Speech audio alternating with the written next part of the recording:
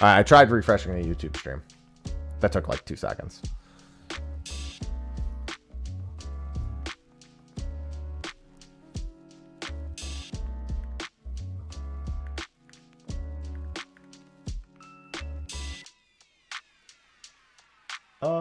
And then let me use this.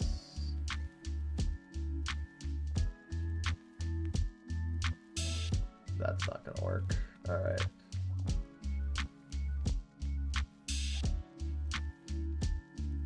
Actually, hold on, that might work.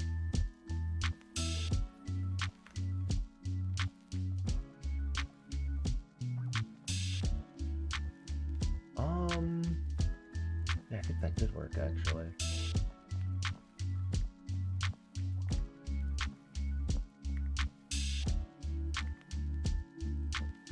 Almost. Sorry, I'm trying to get this. Oh, no, never mind. That didn't work entirely. How the hell did that happen? Let's try this. Sorry, I'm trying to get this. How in the... What? All right. I'll have to do it this way.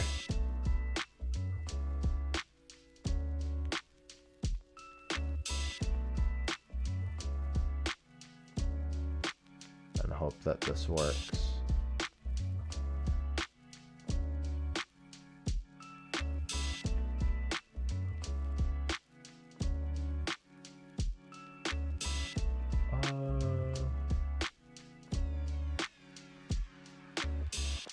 Thumbnail editing is fun. Sometimes, I promise. That looks so strange. But I think it's fine. And then I can delete that. Okay, perfect. Sorry, I was just trying to crop out my character from where I am right now. And some backgrounds make that easier, and some backgrounds make that harder. And this one wasn't that bad in reality, so should be fine.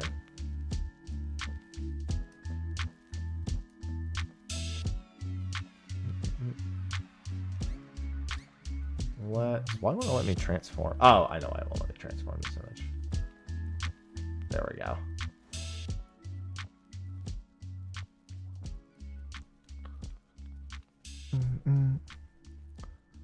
Dude, I used to have one, and then I tore it down at some point.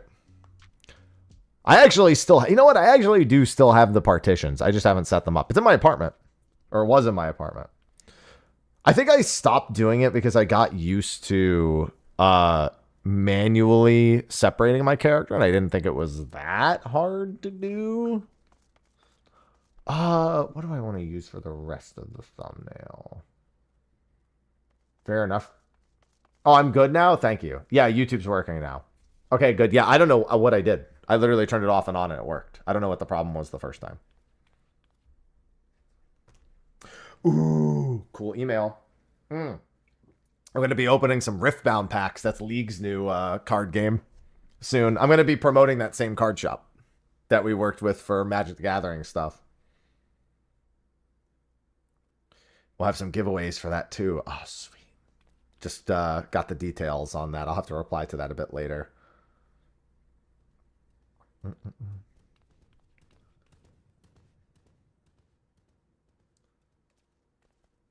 All right. And then I have another video that needs to go live later today. Okay. I think I'll do Unreal first and then finish this thumbnail. We got 3 minutes before I open the PF. So yeah, on Ether, I'm going to be doing Seru Unreal. If you want your weekly Unreals, now's the time to do it. Oh, I usually go tank for this. Hold on.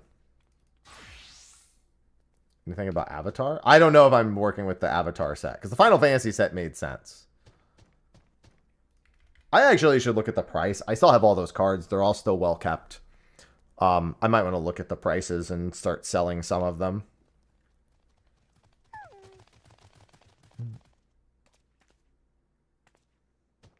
I'd prefer to sell them to my stream, ideally. Or, like, do giveaways of the cards or something. We love a watch streak. Hey, at least you got plenty of channel points for those. What's going on, Dingo? Now we're about to do Unreal. Let me do that. One play. Actually, let me do this. This will be better. One player per job. Yeah, so this is color clock spots, color clock pairs, LP1 left, LP2 right, weekly foxes. Password is going to be 1227. I'm going to put this up in just a couple of minutes. Do I have a good background for this? I'm just looking over at the thumbnail real quick.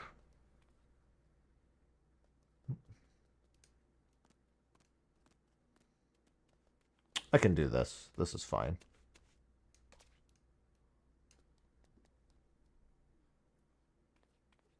Yep, cock spots.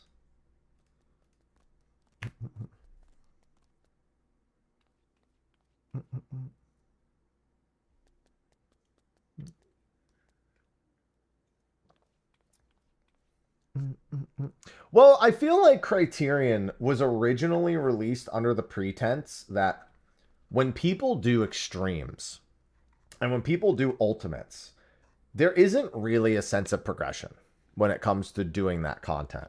So they can put some cosmetics behind it and it's enough. That was insufficient.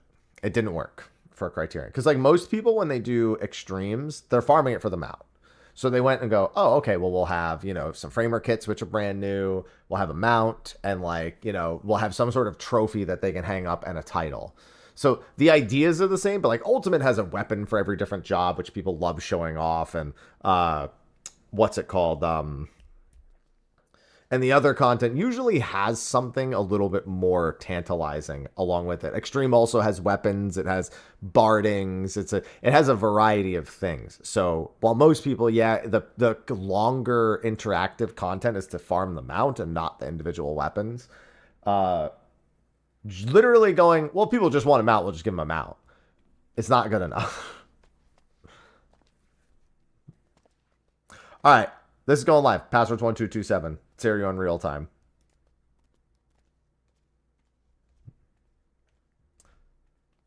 Does that make sense? Like you can see what they thought would be okay. The reality is that that's not good enough. It's a lot of it's very similar in essence to the way that tombstones have been utilized as a reward.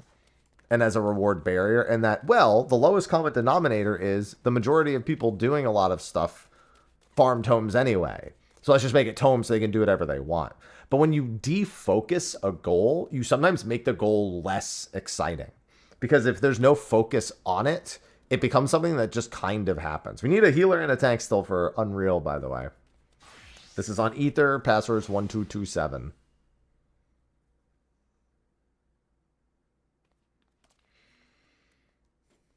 Yeah, that's why I feel like rewards improving the gameplay loop is something that I want to see more of. A part of me wants to take this time and go get a picture of maybe the Quantum NPC's rewards.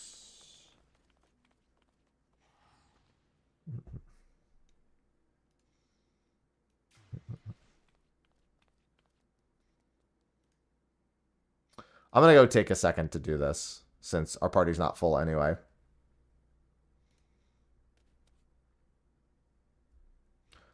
I would just like it. I would just like the option to focus on newly released or even old. Relics have historically been good at reinvigorating old content.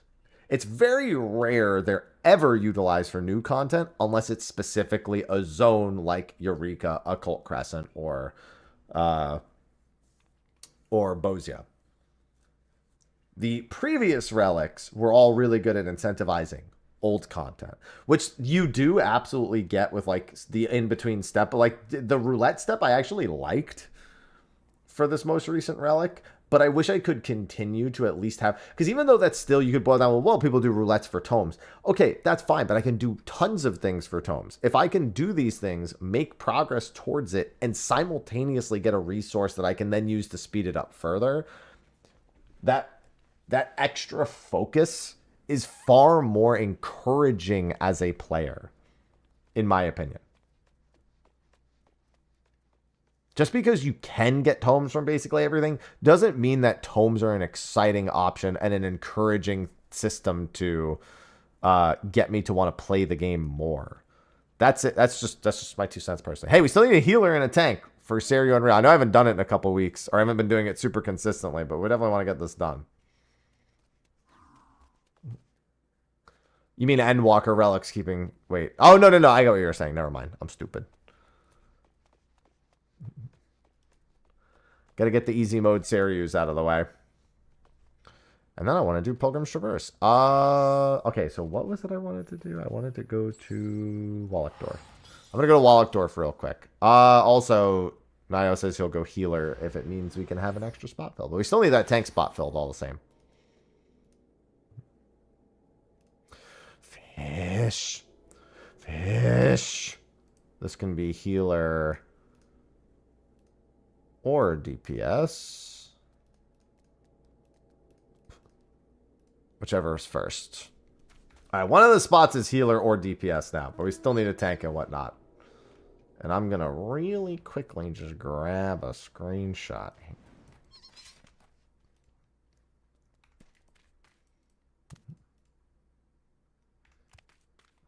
So many NPCs.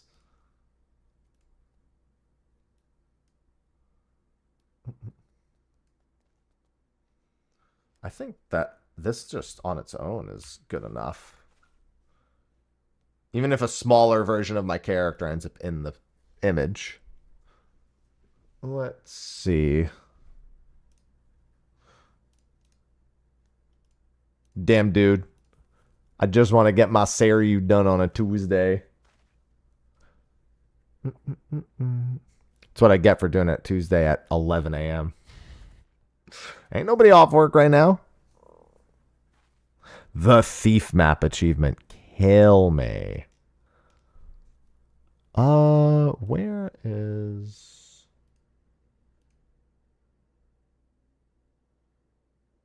No, I don't want to go there. Canifus Bank? Okay. I'm trying to do too many things at once right now, man.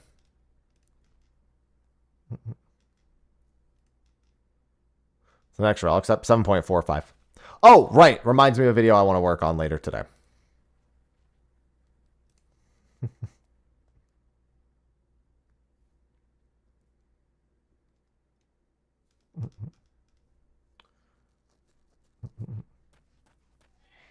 No, it was 7.25 and 7.31. It'll be in either 7.41 or 7.45. Let's see. Let me go here. Where are the rest of the people for Serio? Guys, easy fight.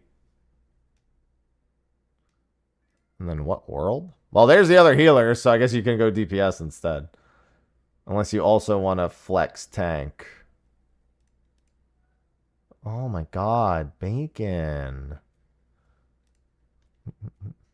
I can hear my cat yowling. Yes, there should be 3 new phantom jobs added in 7.4x. Wait, that's impossible. How is that? What? Oh my god. Fuck me. That doesn't do me any good. Fucking Gridmaster Worlds, man. I could flex tank too. Okay. Where do people at? Not playing the game in the middle of the day. That's for certain. DPS or tank. Not playing Final Fantasy 14 on a Tuesday in the middle of the day.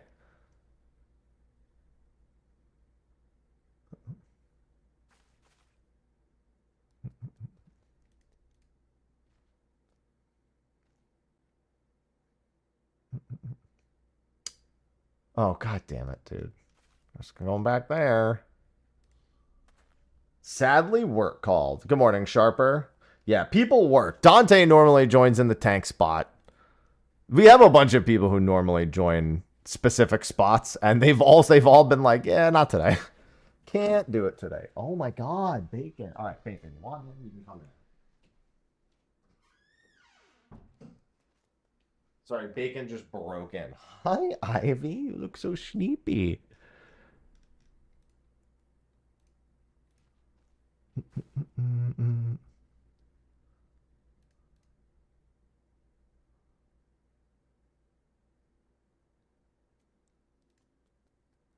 What world is that? 567.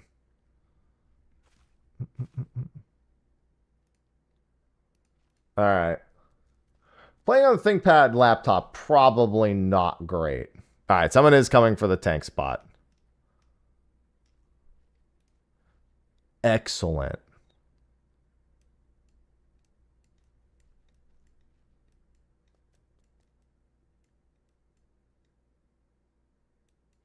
I don't know where that is. All right. Spot has been taken. It is time for Arimatama. Okay, let me head back to...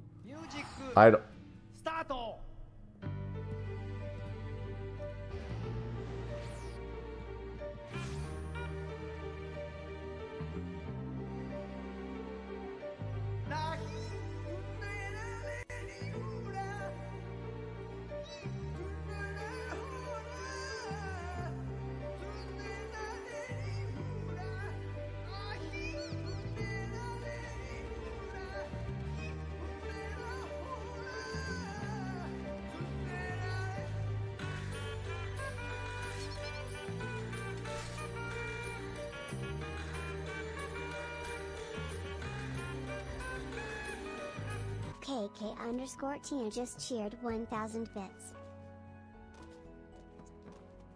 Thank you. Thank you for the 1,000 bits. Always say yes to 1,000 bits. I love bits. I love Prime subs. I love subs. I love resubs. I love all subs.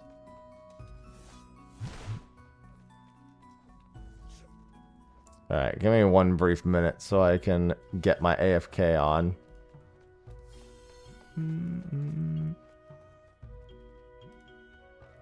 All right. I love money. That is indeed the game's lead composer.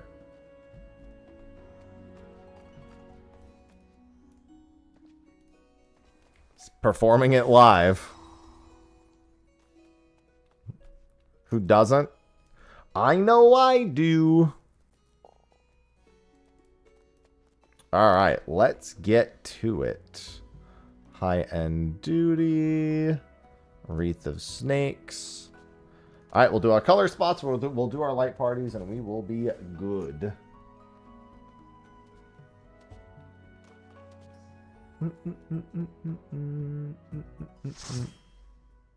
Next Unreal. I know a few things I want it to be. What it will be, though, we'll find out at the end of the week.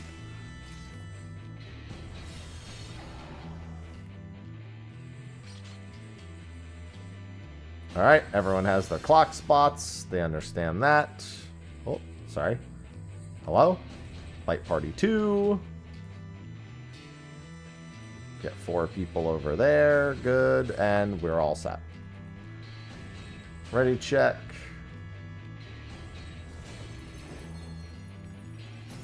Countdown. And we're all set. Bacon, what are you doing? Bacon, I got a tank, pal. I must forsake myself to keep mine own.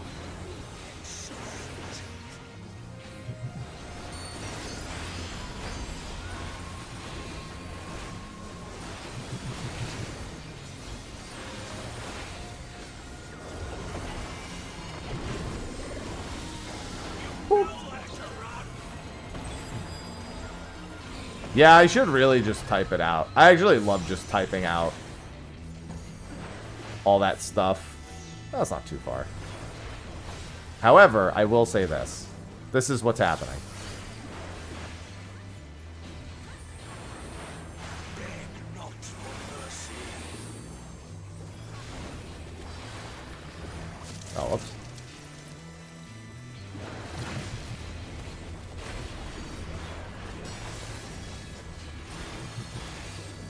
Hope you weren't scared that I provoked it back there.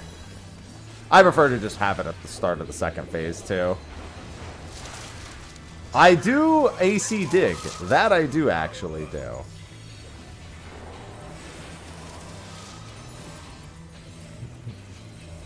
I gotta remember that I'm one side. I've been two side for a while now for this. The last several weeks I've been dose side.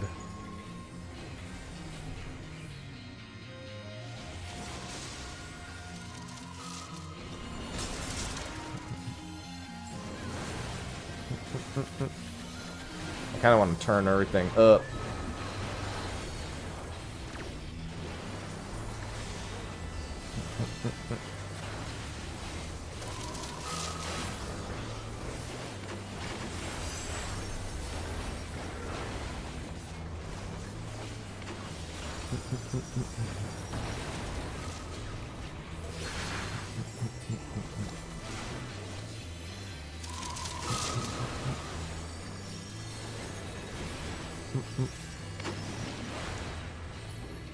Yeah, that one could have been me, but it wasn't. Although even if you let these things cast Stone Skin, it doesn't really matter. I wouldn't encourage it, but fortunately not that big a deal.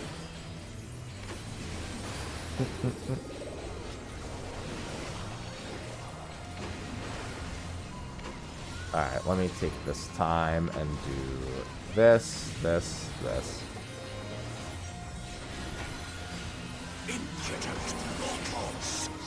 Take my shake. Oh my god. Please be kind to me this week, Foxes. I haven't really been trying to make too much gil this expansion. I've spent a decent amount and made a decent amount, but I haven't really been trying all that much. Snake. Snake. Snake. Snake! Alright. Sorry, in this case it's Snack. Oh my god.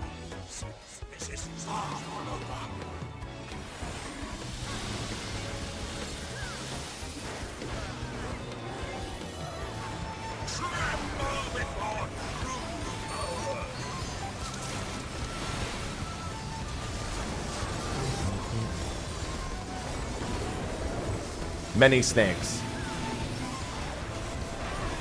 Watch out for the toothpaste man.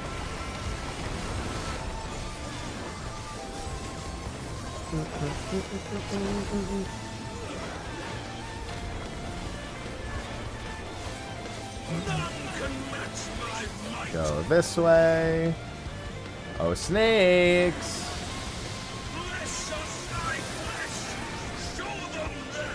Yeah, I don't really try. I mean, I have so much gil and I don't spend it on anything.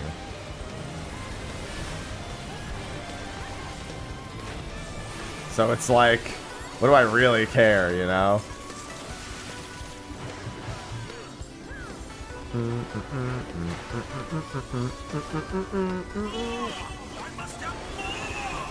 Oh, Arimitama! More.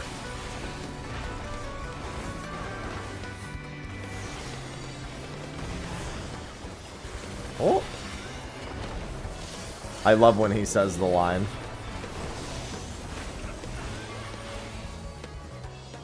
Yeah, he's gonna jump mid in a sec anyway, so let's just bring him there slightly. The closer everyone stands in the middle of the room here, the less he actually moves. Because he goes to the person who's furthest away. So when people step really far away, it just guarantees he's gonna jump on top of you.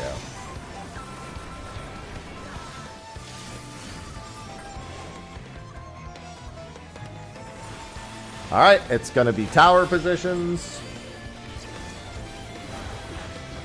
Remember, don't try to save. If you have an AoE and you see an empty tower, don't try to save it. Just let the tower go off. It's not that big a deal. It's worse to have a person dead than it is anything else. This is supports. Very annoyingly.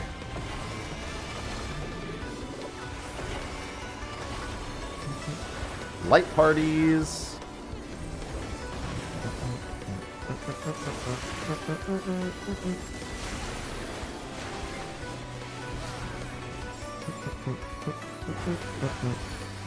Say the line, Siriu. Small loan, hell no. I ain't no loan shark. My money, my money.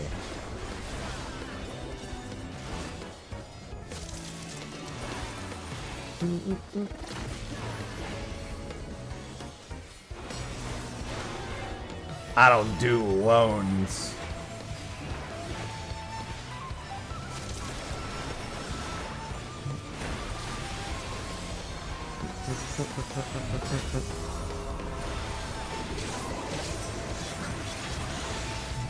I love the early LB3.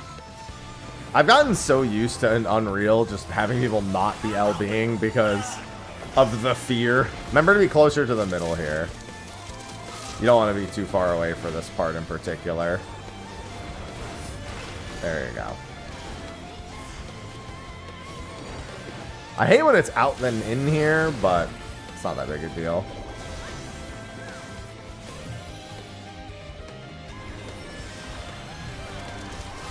Boop.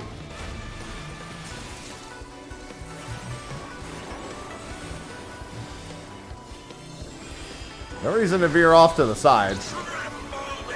Doesn't matter much either, as long as it's south. I'm always worried the person with one of the things is going to be like thrown off by it. It's usually not that big a deal. Sometimes people get weird. Oh, God. Slap. Don't get hit the second time. My greed. My greed. Yeah, I am always going to be a little paranoid about LB usage and extremes, I think. I've seen all the worst.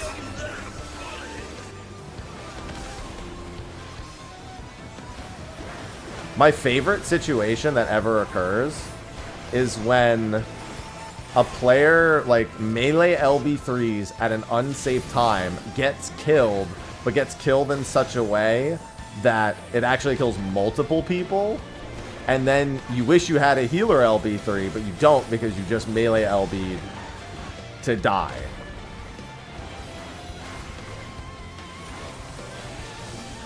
That's my favorite.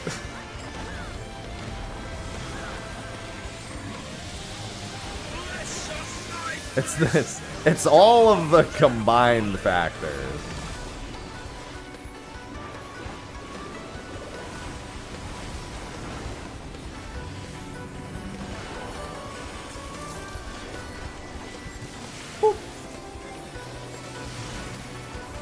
This is a very dead boss. That's why I just know. I mean, you shouldn't do that either, but you know. At least you're conscious of the concern.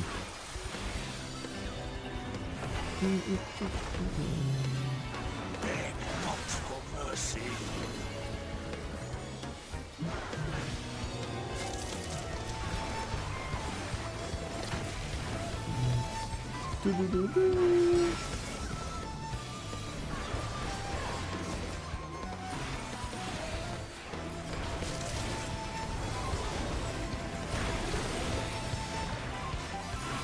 Figured I'd make you sweat a brief moment.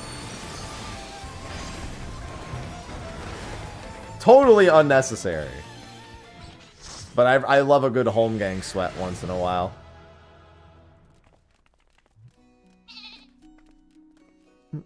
Alright, get your retellings. Let me pull this up. Fox Solver. Rises, thanks for the 34 months. No, I didn't want to do that. Rises from Ash just subscribed. I love Happy resubs. Hope you're having a good day. Thank you for the 34 months. Thank you. Alright, let's do that spot. That was a blank spot. Which means the sword has to be here. Which means we can check these 4 fox spots with no luck.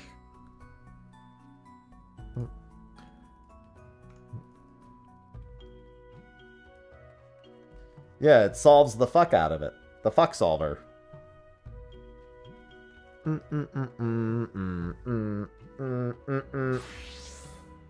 Oh, I got everything end capped. You should uncap real quick. It's on the agenda after. I'd like to do Pilgrim's Traverse.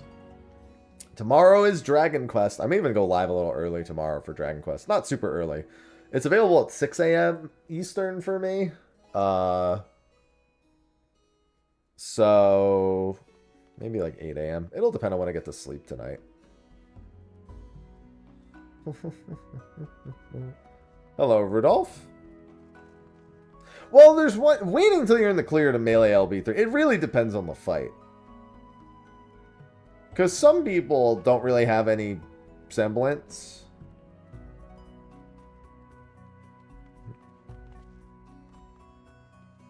Oh, let's see.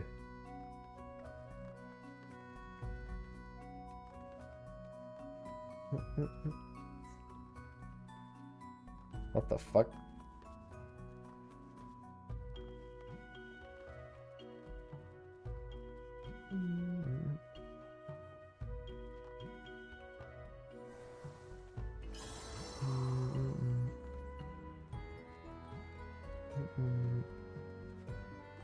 Let's see.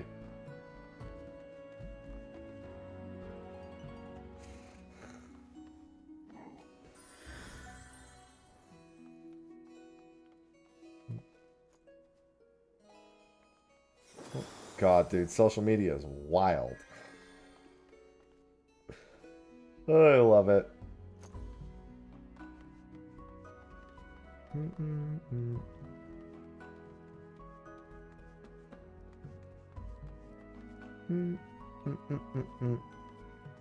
I love social media. Hello, Rab. Alright, I think everyone's ready. I'm going to do a quick ready check. I saw some people said they had to spend, so I figured I'd give them some extra time. Do you? I love it. It's been very funny the last 24 hours. Very entertaining.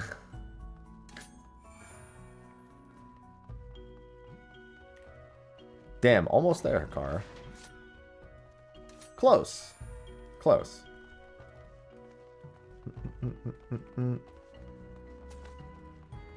I just understood the name Rab, by the way, Rab. Just figured it out. I just looked at the YouTube comment, looked at the Twitch comment, and my brain clicked.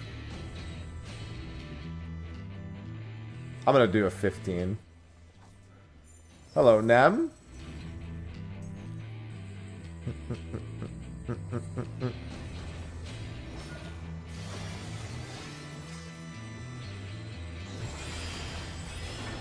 If I must forsake myself to keep mine own, then so be it. Well done. Thank you. I got it sooner or later.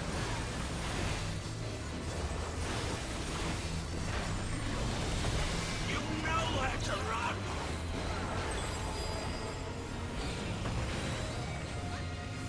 Nah, I don't need Cardia. Cardia is for cowards. That's why I never use it on other... Oh my god. Again, if you don't stand all the way out, the boss doesn't jump as far. It's quite nice. I know there's the spread there. So easier said than done. No, you're fine, dude. The AoE's not that big. You were fine. You could have just stayed in melee range.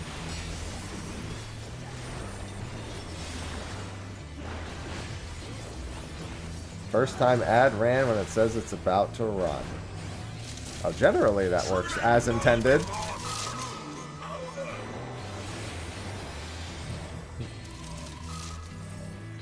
Get away!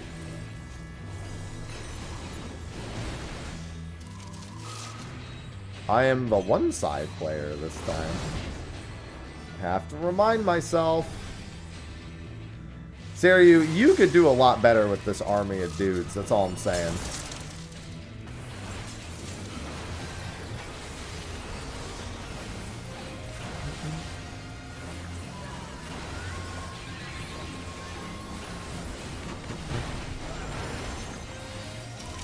You got a whole army of dudes.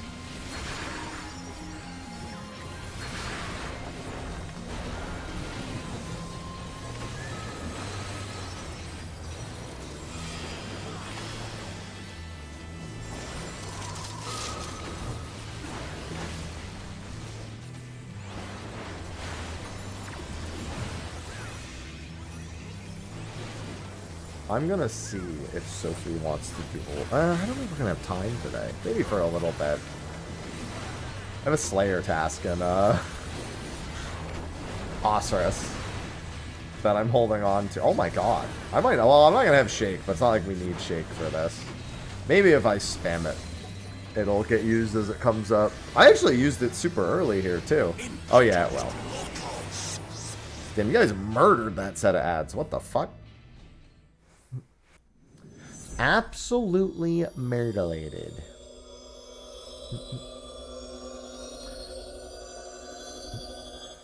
Not me trying to edit a thumbnail. Where's Bacon? Bacon's in here. He's just under the bed. Dude, Ivy is out cold. Ivy, if you want my attention during the day, you gotta really go for it. If you sleep, I wonder if she's just not sleeping at night because I'm not in here.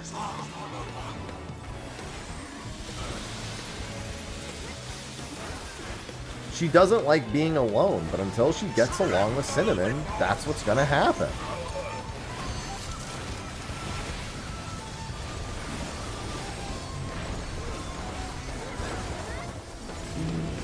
Hello, Orgrimmar. It's been very saddening to me to leave Ivy in here night after night for what's been a very long time at this point. I'm like, I actually need to, like, DoorDash or Instacart some fucking treats today, because I'm almost out, and I want to be forcing them to share, like, treats. Forcing maybe not the right word. I want to make sure. Ivy, Cinnamon, and Bacon? What do you mean?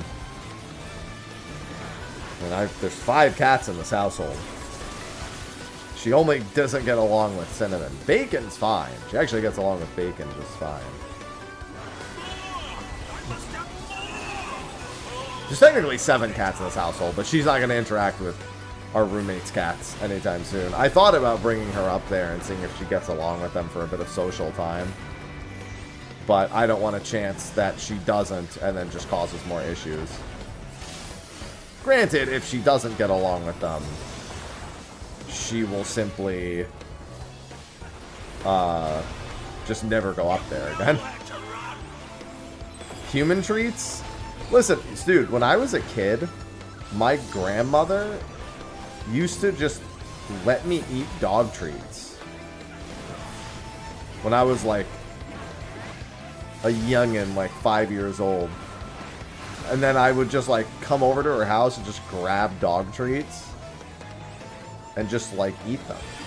And she just didn't try to stop me. She wasn't like, no, those are for a dog. She's like, ah, he likes them. I got that dog in me.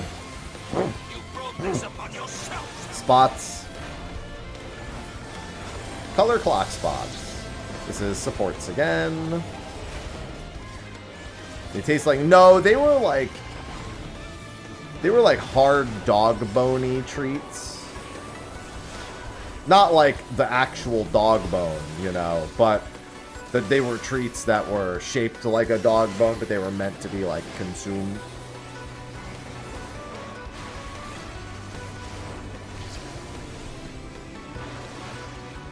I know, I think she wanted to get along with the cats, but they were all pretty aggressive to her when we first moved in, when I first moved her in.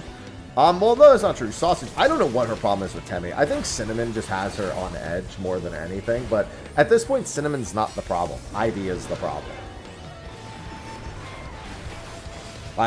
Literally, Cinnamon doesn't care. If she doesn't hiss or do anything to Cinnamon, Cinnamon will literally leave her alone.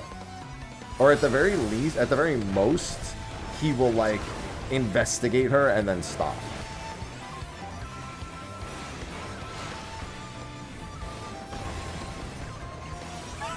But she just, literally just, if he goes anywhere near her, she hisses. And she gets really bad, too. She doesn't just go... She, like, I've seen the look in her eye and I've heard the sounds that she makes. She goes, like, full fucking feral.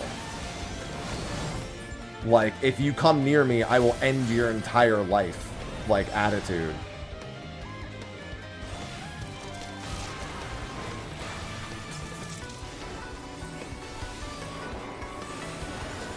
She's got real Housewives of Hollywood energy when dealing with Cinnamon. Hello, Wakan. Slap. Slap again. Ooh, I sure hope that doesn't kill you. Ooh.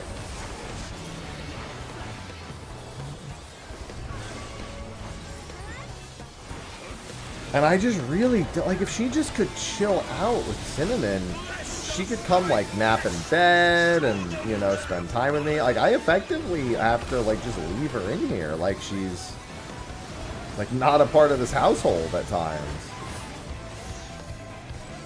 I let the other cats in, the ones that she gets along with. Like, Bacon's in here right now, and Sausage comes in here sometimes.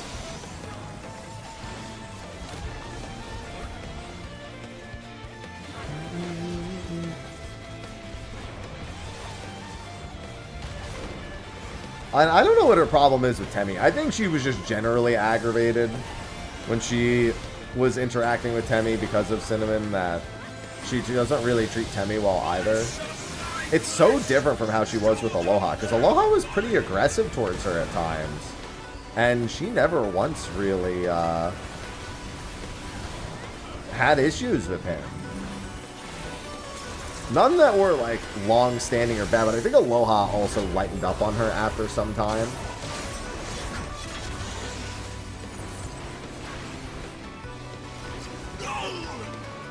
I mean, it's all behavioral. You just have to separate and then give them opportunities to have good experiences. The problem is you're trying to separate them so they stop having bad experiences with each other in favor of trying to, A, give them a chance to, like, cool down and relax, and then also create good experiences.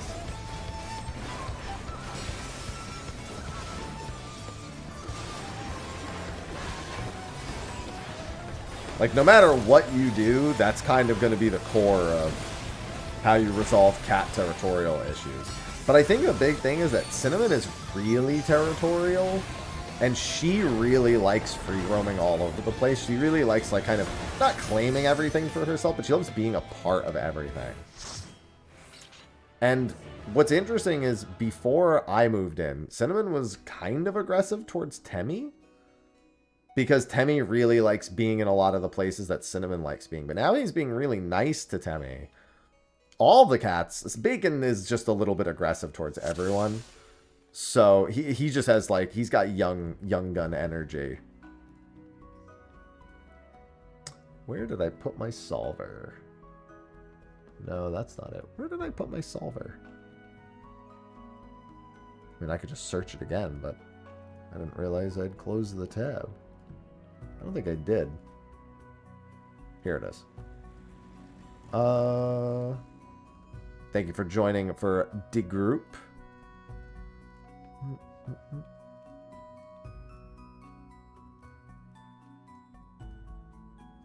And then we do that. Hey, we got a fox.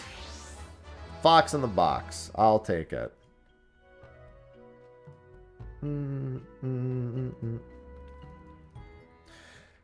Yeah, but I mean, I expected Ivy would... I figured she would get along fairly well with the other cats because she loved being around Aloha. Even when Aloha was kind of mean to her, she loved being around him. So it was semi-surprising that she, to me at least, that she was as aggressive as she was towards the other cats. Even if they were a bit aggressive towards her because she was new.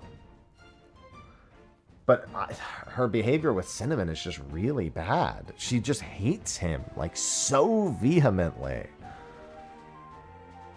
And, like, she's gonna be, as long as she acts that way, I can't let her out of here. Like, I can't let him in here, and I can't let her out of here. Like, both things become true. And I don't want her to be locked in here, man. I want her to be able to join join me in the other room. She loves people.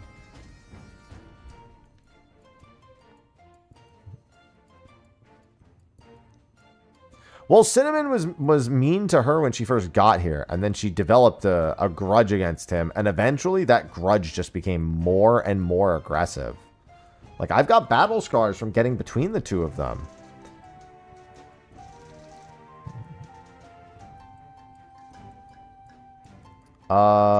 Let's see. I wanted to do this.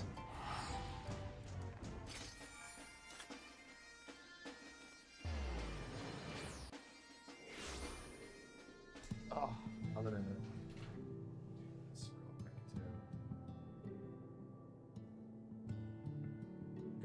crack the window.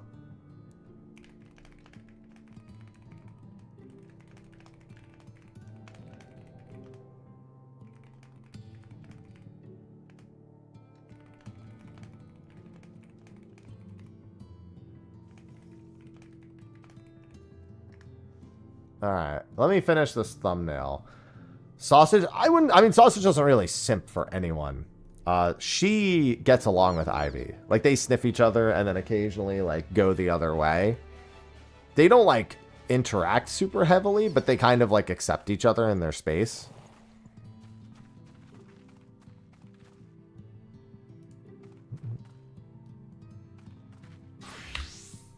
Alright, let's do that. Bacon's very excited by the open window.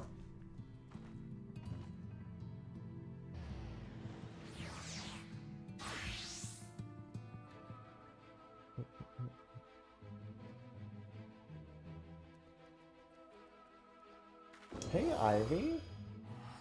Bacon loves anything that alludes to the outdoors. I have to keep my eye on him. I don't want him trying to fucking break through the screen or anything. And I feel like with how aggressive he is, I feel like he could do it. Hey, Ivy.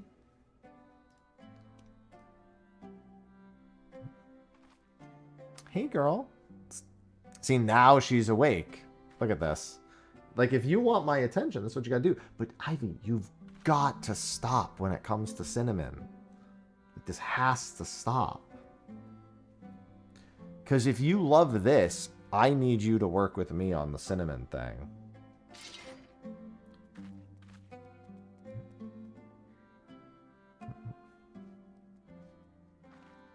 Yeah, now she's all up in my lap. Bacon's super pleased about the open window, and thank God he's just looking.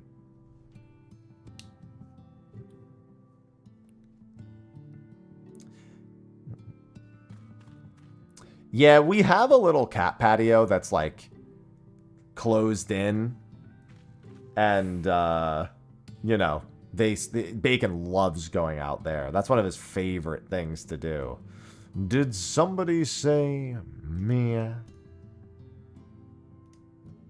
Oh wait, I did take this screenshot. I was just looking in the wrong place. I was gonna say, I'm certain I took this screenshot.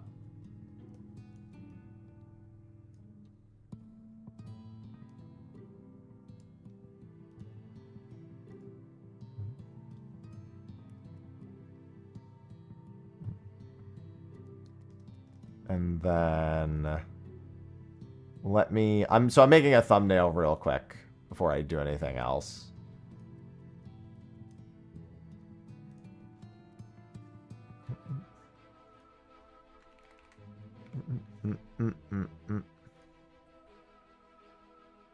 Oh, mining level 61, sweet.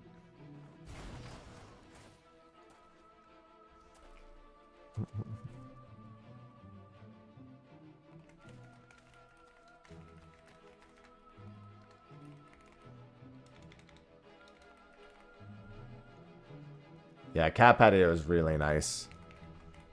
Pretty much all the cats like it. Ivy likes it too, but again, she can't go out there.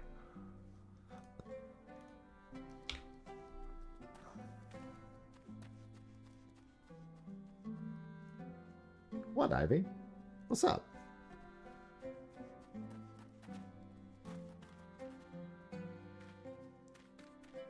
What do you hear, Bacon? What do you hear and smell in the open world? Hello, Lakapati.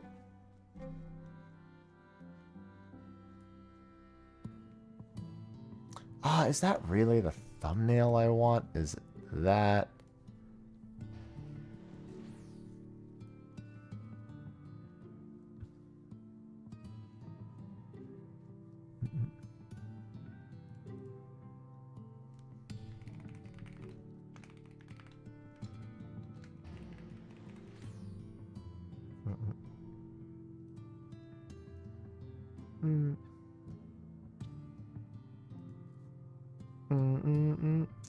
I almost want to like Photoshop like an item that has like some sort of other effect on it and just like change the text.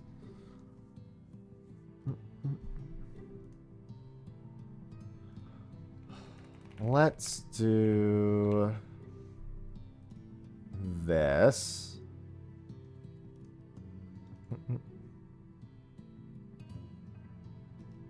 Trying to remember the name of this item. Oh, I think this will do. Yeah, that's the one. Perfect.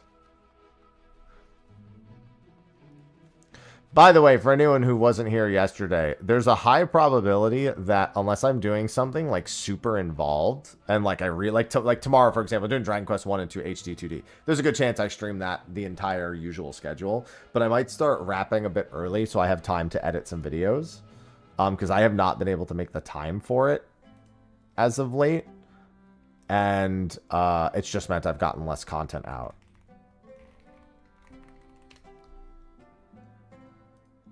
So that usually means just not a 7-hour stream, which is fine. 7 hours is a lot anyway. I used to do that because I had to.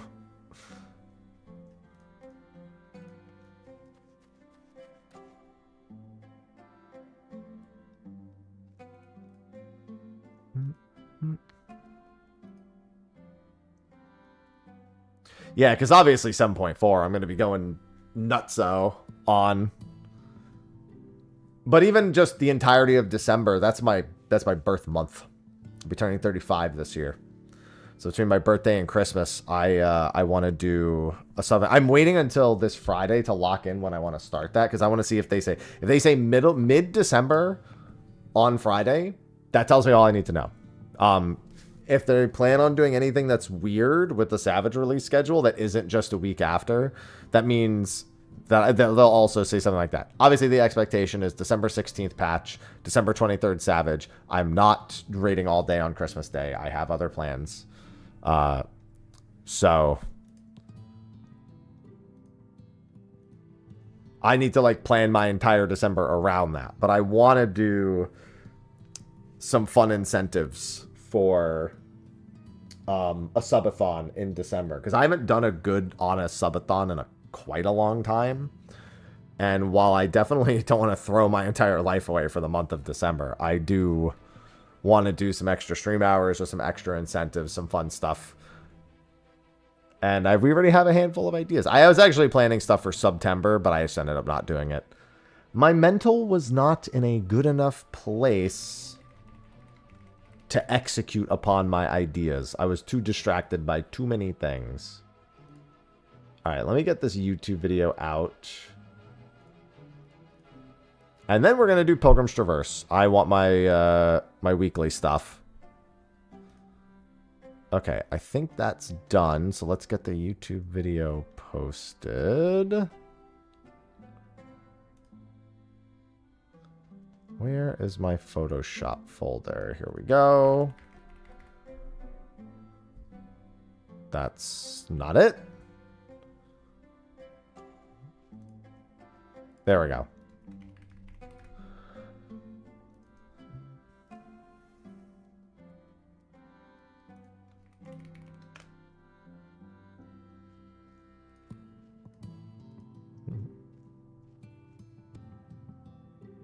There are a lot of things to be distracted by. Yeah, no kidding.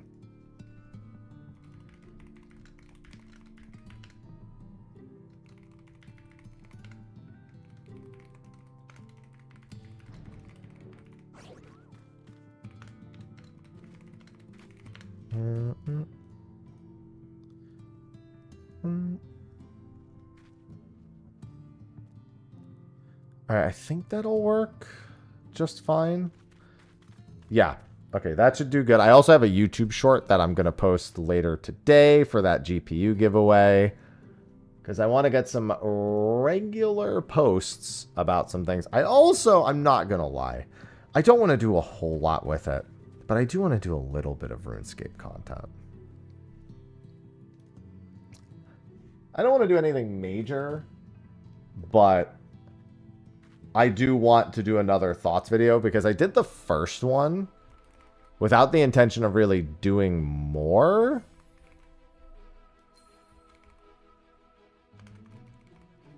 Where is my OSRS video? Tries old school RuneScape.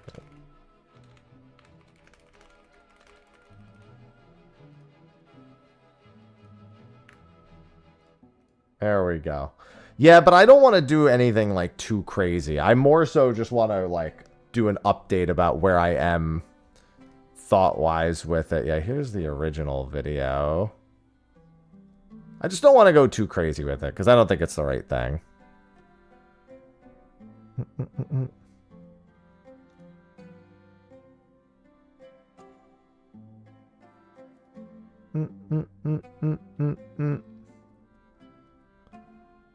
Let's see.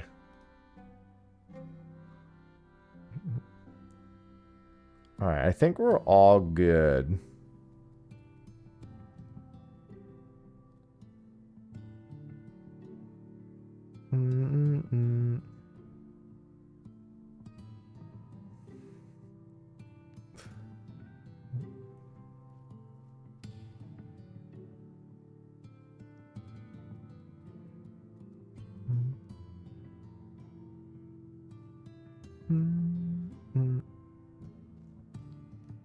All right, that's all said and good. Video's out. Yeah, I just, I don't know. There's things that I want to be able to make and things I want to be able to produce. And I think now more than ever, I need to focus a little bit more on certain things that I enjoy. Like, for example, my solo Ironman character, I've been having a lot of fun with that. As much as it can be torturous to do Palace of the Dead for hours and hours on end, it's also not really that horrible of an experience. Like, it's more like a, I want to break up what I'm doing at the moment, or do it just within the confines of making sure I don't overdo it. If that makes sense. And as such, it can be, it's tough because I know, like, okay, I have all this Palace of the Dead to do, but I simultaneously am like, do I really want to do that much of it? You know what I'm saying?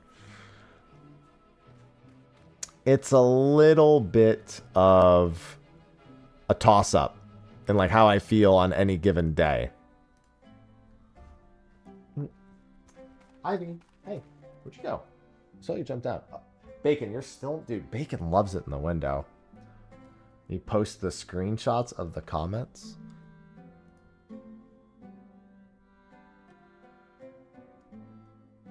Are you referring to just when I don't do... I mean, yeah, normally I do, but I mean, it depends. If I'm doing like a lazy week and I just need to get the weekly Q&A out, I mean, that's when I don't do it. And I warn about that at the start of the video. I say, oh, it's a quick week, so limited editing.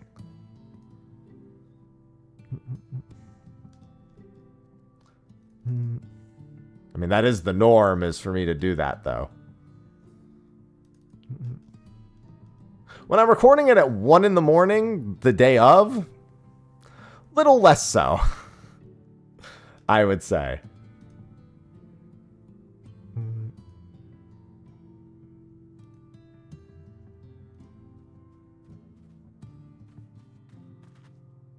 An odd question. Well, I mean, I read them out loud still. That doesn't change. They're still read out loud.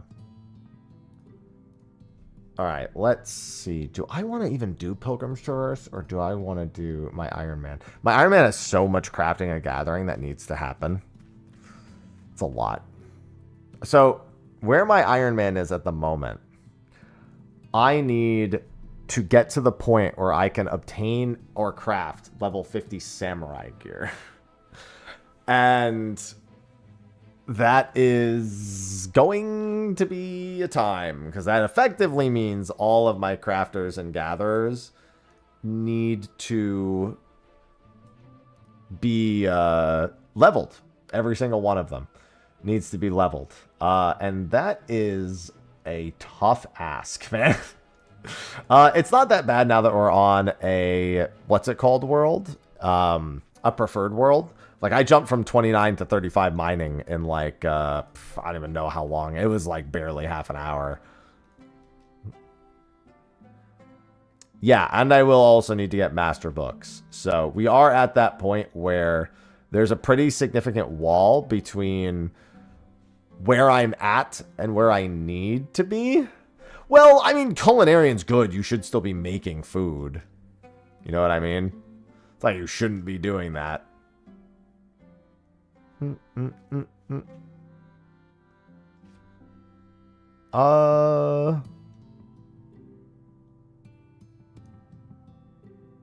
But it means there's a lot of work to be done, so I'm like kind of highly motivated at the moment. Although I will say I'm enough videos deep where I have 3 videos worth of content that I'm going to be using for that. So the 4th video being entirely about preparing for Titan and why Titan needs to be treated the way that it does is certainly a time. Because it's a lot. The fact that Titan normal creates this enormous wall is pretty fucking crazy, in all honesty. I'm not really worried about the master crafting books that much. It's more like it's just another thing on top of being... I don't actually think I need super significant of like a gear set to actually get through Titan. And I was gonna put that to the test, but I don't think it really changes my strategy in any way. Because like just having level... So for example, if I go in and I do... So this is my level 50 warrior, which doesn't even have all the job quests done. Which means I'm missing Inner Beasts and Infuriate. Those are the 2 key skills that I'm missing because of that. Obviously, Beast Within gets me the gauge. But like those are the big things that I'm missing. Those are not going to be the difference maker at level 50. Although maybe with gear. We should actually do my warrior quests real quick. That would be Costa del Sol. It is because of the jails. It's very specifically because of the heart phase jail. The heart phase jail, you get 3 or 4 GCDs, and then he casts the jail. Even if you kill him before the jail hits you, it will still trap you. So because of that, you basically have to kill him before he even begins the jail casting animation. So because you only have 3 or 4 GCDs, Samurai kind of instantly becomes a good answer, and you need to do it unsynced. Because if you do it, you can't do it synced. There's no way you're going to beat the DPS check of the heart. Then you also have to finish the last 50% of the fight before the jail actually comes out again, because there's another jail at that point. So you have 2 sort of mini checks that kind of force you to be dealing a lot of damage. A part of me wants to unlock Samurai at 50, go in, see what it's like on Samurai without clearing the fight, and then work towards making the gear. And I think that's a not too unreasonable thing to do. In fact, I might do that instead. So basically, I won't clear it. I'll just see what happens if I go in with a fresh 50 Samurai with the gear that you do get. But then we'll undo all that, because the only thing I'm allowed to use realistically is the weapon. Of the gear that I get from that starting quest, that is the only thing I'm technically allowed to use. I can use I have right side strength accessories, like I can use those, but I don't have up-to-date level 50 Samurai gear. I have 1 striking piece, don't I? Item level 50 striking piece. Yeah, these legs, I think are the legs the only thing I have. Yeah, I never got anything other. Oh no, I have boots too. So, I mean, those are item level 50. Which is fine. I do have to question if I want to even allow myself to use that weapon from the quest. Because the weapon from the quest... Because I can craft a level 50 samurai weapon.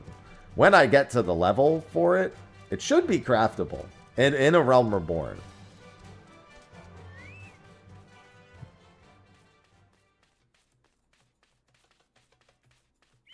And as such... Oh, there it is. I was like, where the hell is this thing? I was like, isn't there supposed to be like a purple circle here?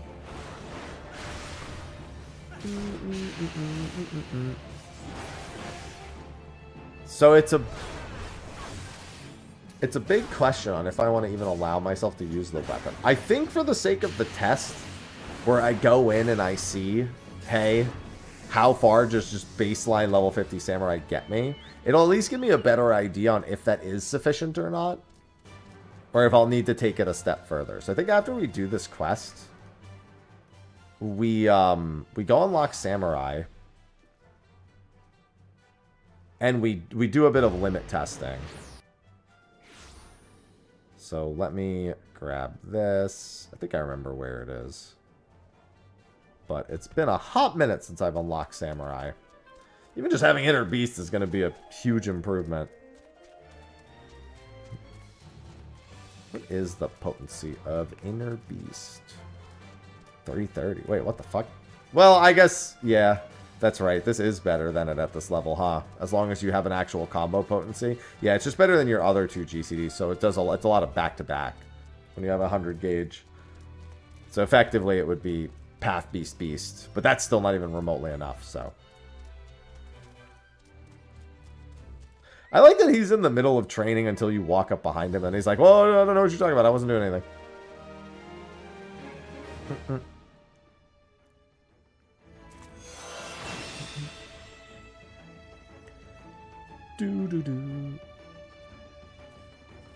Alright, I'll accept this quest, but I'm gonna go unlock Samurai. The Way of the Samurai in Ul'dah. That's what I thought it was. I thought it was in Ul'dah. I just couldn't remember where. Steps of Nald, 9.2, 9.1. Okay.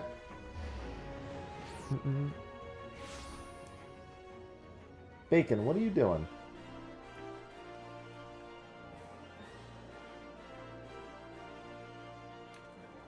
Literally right here.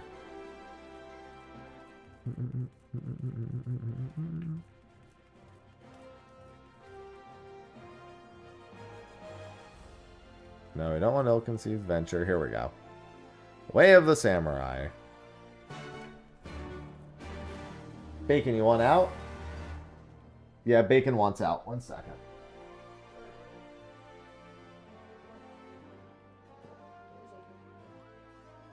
I didn't mean to close the door so hard. I think the wind helped push it.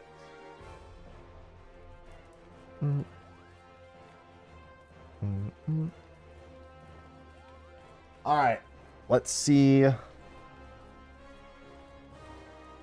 how this ends up doing. I am in these areas quite frequently. Even foregoing this character, I tend to somewhat go between the... What the hell? Sorry, one of my cats is being a troublemaker. I think I can hear them outside the door. Better not be Cinnamon. Ivy, I don't know if that's Cinnamon. Can you come over here? I don't want you having a bad experience.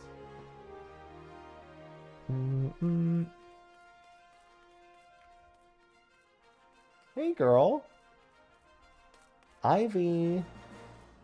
Ivy, please. I need you to be less of a diva. Where am I even going? I just realized I'm in the Gladiator Guild.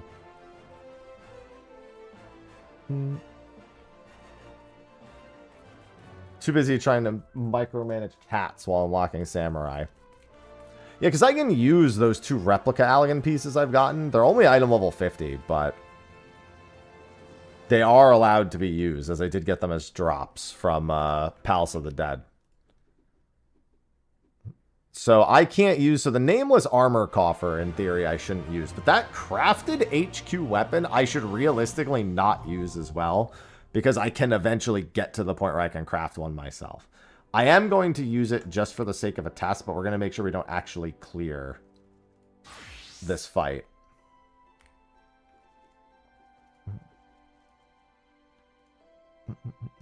Oh, that's not what I meant to do. I'll fix it, don't worry. And then we're also going to wear this and this. And then I just want to see, what item level is this anyway? 115. Yeah, that's pretty nutty. So I think if I allow myself to use that. Bacon, I just let you out. Why do you want back in? My guy. So indecisive.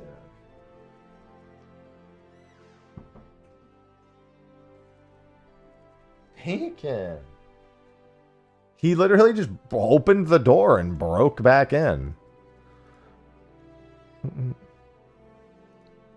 Yeah, I just did Unreal because I really wanted to get back on this character and do some limit testing, because tomorrow for the next like week it's going to be Dragon Quest, so I want to see, does level 50 Samurai do this sufficiently? If it looks like I'm going to win, I'll just jump off. Well, I mean, I won't be able to work on this for some time.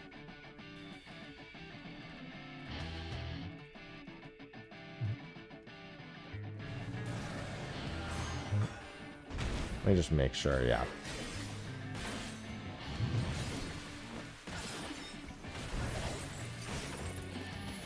Yeah, because it looks like I'll still need my potions.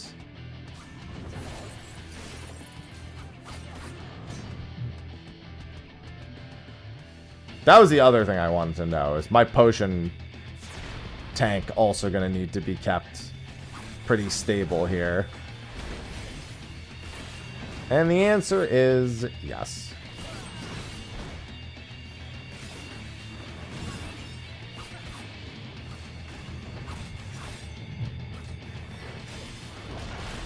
Bacon, is that you?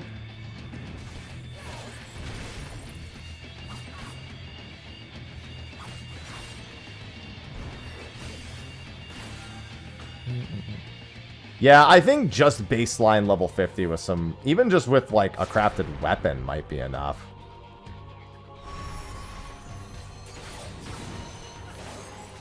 No, I'm definitely going to need some other gear on top of it. Yeah, because I can't even get a second Madare.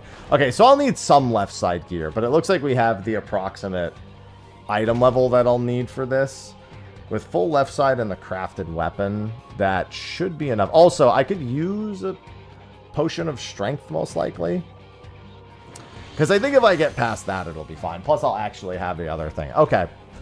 That was all I wanted to know, is how close that looks. Because I get one Madare and, like, I guess Gecko and Kasha. One Madare, Gecko, Kasha. You have to kill the heart before the animation even begins.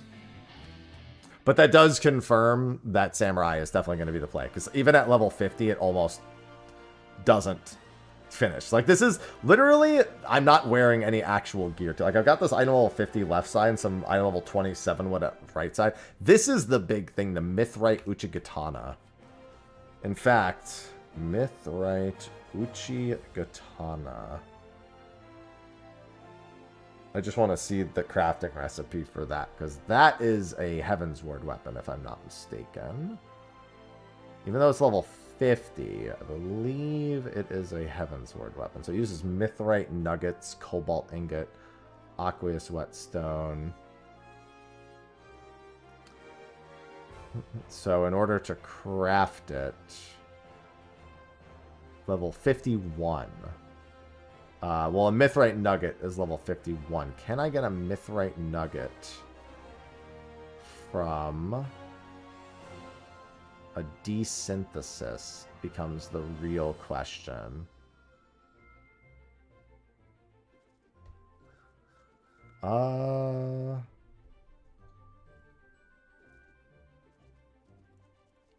Well, I might not be locked out because desynthesizing gear from Palace of the Dead can technically yield.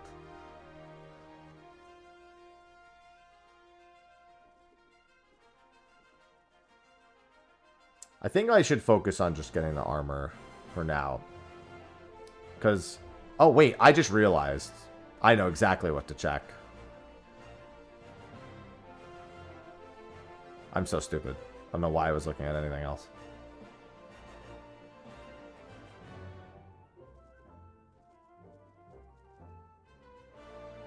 Game? Hello?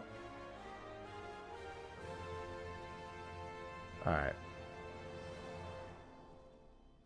I just need to check the list of samurai weapons real quick. No. Ifrit's Katana. That's item level 60. Garuda's Blood. Maleferous Mogtana. Katana of Crags. Yeah, these are all the level 51s. Those are extreme. Obviously, you're not doing those. So 115 is a Mithrite Katana. Yeah, unfortunately, it doesn't look like...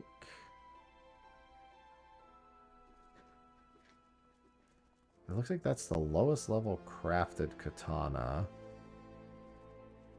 The only other option is not a great one, but I would have to allow a vendor. Level 51, martial katana, mithrite tachi. Yeah, then this becomes other crafted stuff. So there are a handful of solutions, but the basic thing I'm seeing here is that the... Wait, that actually has stats on it? That's interesting. I don't think that's a good idea, but I do see a very interesting option. So the big thing is that I might actually need to allow myself to use this katana, because it might actually be the only reasonably acquirable katana that's available at the current level. The only other solution I really have is to go into Palace of the Dead and get a katana drop from the Accursed Horde. Or get drops from there that give me mithrite nuggets so that I can actually craft a mithrite uchikatana myself. Undyed cotton, cedar lumber, cobalt ingot. Yeah, I don't even know if I can make all this. Cobalt is level 40 something, so that's a yes. I think it might just be the mithrite that's from Heaven's Ward itself. Ivy. What about cedar lumber? Cedar lumber might also be. Yeah, cedar lumber is also. It's the same deal. I need to see if I can get it from desynthesis, because it's gathered there. I feel like there's not a good enough list of things that desynthesize. Like I remember being able to find some desynthesis lists. I think I had to like go to the specific armor pieces and check. So I would need something that drops from Palace of the Dead that is carpentry. Otherwise, I can't do that. I'm really trying to think what my katana options are at 50. Because, like, I don't know. It feels like a shortcut to use the Mithrite Uchikatana when there are technically katanas that are available. But it is the initial quest unlock. And I did say that upon unlocking a job, the weapon that allows you to initially play as the job is allowed. It still means I would have to craft and or gather equipment that gives me the stats at level 50, and the Woots pieces are going to be the biggest thing, which is going to require master books. That I don't think I need for a little bit of time. I think any Woots gear I get should actually be for it should be for Warrior, because I think Warrior is going to need the Woots armor more. But I might need to make both. That's entirely a possibility. It becomes an interesting prospect, because more Palace of the Dead means more hordes, which means more chances at stuff like this. Can I get a search in the reverse order here? I want to search these from... I'll just do required level 50 to 50 and just see what it says. Because I could also jump up a few levels and grab something. Dreadworm, Augmented Ironworks. There is... I mean, if I really want to allow one vendor item, there are the Grand Company katanas as well, which I didn't realize were item level 130. The Grand... This is... Oh, that's for Captain, though. I would have to unlock Squadrons, I think, in order to even get those. Yeah, all the level 50... The only level 50 katana that is readily available and is not a high enough item level is the Senor Sabotender Bushido Blade. And let me tell you, that's definitely not the solution. So I think this might be a case where the Mithrite Uchikatana needs to be allowed just to play, and I need to focus on the left and right side pieces, which means I need to get back to actually leveling things. So there's my mithril ingots for armor. I think we blast through a bunch of those. I need to be careful. My shards are becoming a little bit... This is eventually going to become a shard problem very, very soon.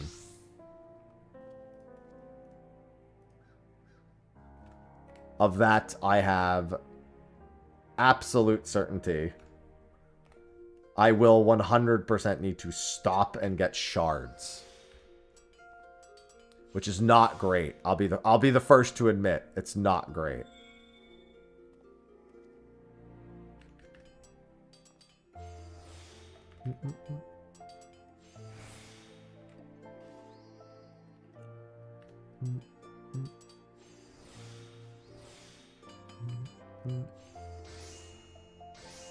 Oh my god. That is so much I mean, to be fair, that was also a first time crafting it, but still. Am I allowed? Well, there's a bit of a question mark on that, because Retainer Ventures, the tokens, the Venture tokens, are specifically from quest rewards and vendors.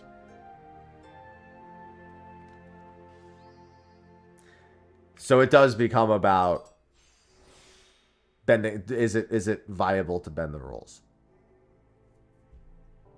for that one particular item? Generally speaking, the idea is last resort. If it's doable without the use of it, then I try to avoid it. Shard farming is not horrible, but it's not good. I'll tell you that. Like, I can easily tolerate sitting in a spot and working on that for a little bit of time. It's probably not a great idea.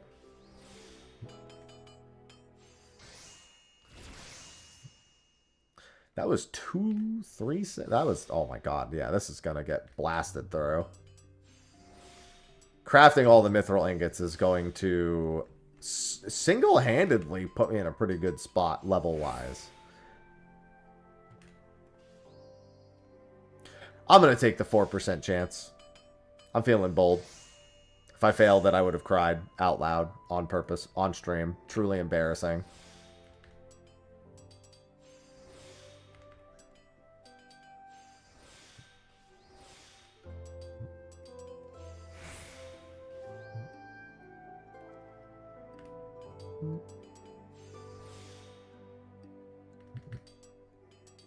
Oh, I get no good procs. That actually gets... Oh, I meant to venerate. That should be fine. Yep. I couldn't anyway because I used all of my crafting points. It's 30,000 XP per craft here. Just about. It's not exactly. And I also have rested XP, so I guess that factors in too.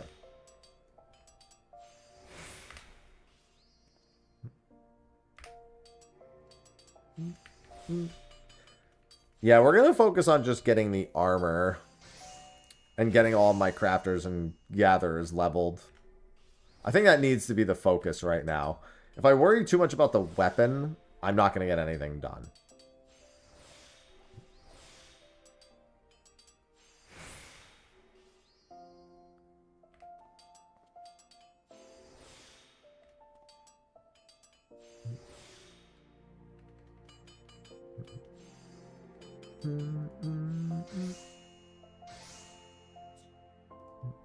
There's the Ironman. We're in an interesting and precarious spot where I'm trying to debate if I allow the slight bending of a rule. It's not even the bending of a rule. It's an interpretation of a rule in a particular case where I wonder if it would behoove me to take the easier route. So basically, I'm at the point where I need Samurai at 50 to beat Titan normal. I can't sync it. It can't be done synced in any capacity because of the jail. We limit tested it, and it looks like with a decent amount of left and right side gear, appropriately at level 50, even without even a whole lot of it. I should be able to do it. Problem is that the quest gives me a katana to play the job. And while I said that that's okay, and that that's like the one of the few exceptions to quest rewards, it's technically a crafted katana, which means in theory I'd be able to make it. However, it's also a Heaven's Ward craft, which means I need a method of acquiring Heaven's Ward materials, which I do have, but I don't know if I can get the material that way in a reasonable way. Effectively, it's doing Palace of the Dead to get Heaven's Ward drops, to desynthesize them into Heaven's Ward materials, to then craft the weapon myself.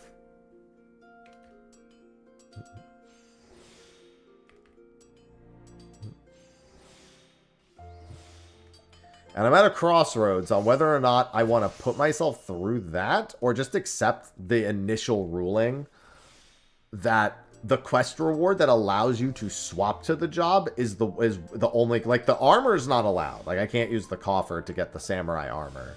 That has to be crafted. But the weapon is required to play the job.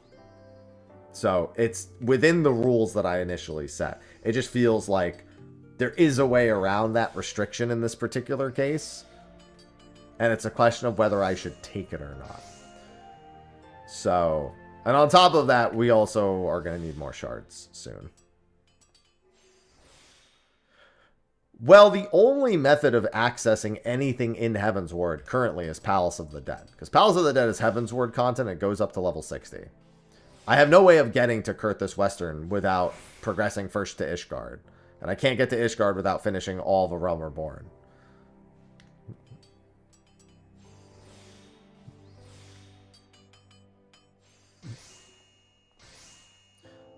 So 'tis a bit of a conundrum on whether or not I should allow. Because I can't naturally obtain that material. It has to be done through desynthesis. And again, I just don't know what even desynthesizes from Palace of the Dead. Like, what would desynthesize into? Oh, actually, there is a way of finding that out that's not too annoying. Let me look at it while... It's effectively, yeah, do I Palace of the Dead or do I Palace of the Dead? I have an idea to figure this out, actually.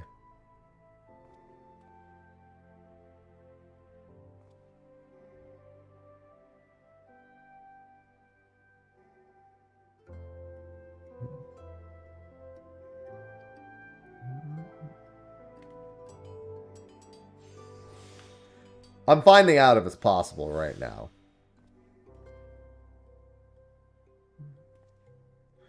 No, I need to see what recipes it's used in.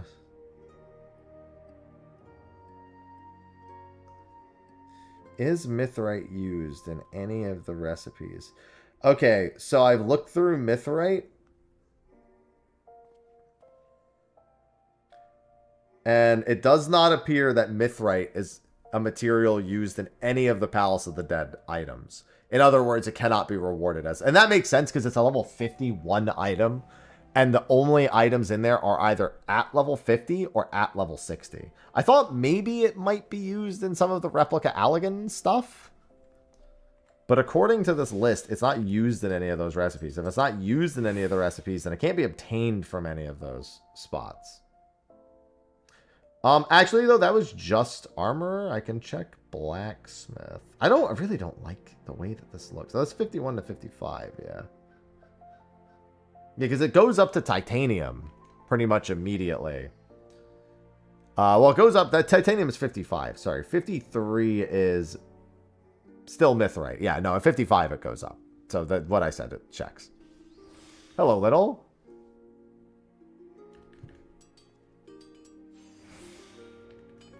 So it doesn't look like desynthesizing it from there works.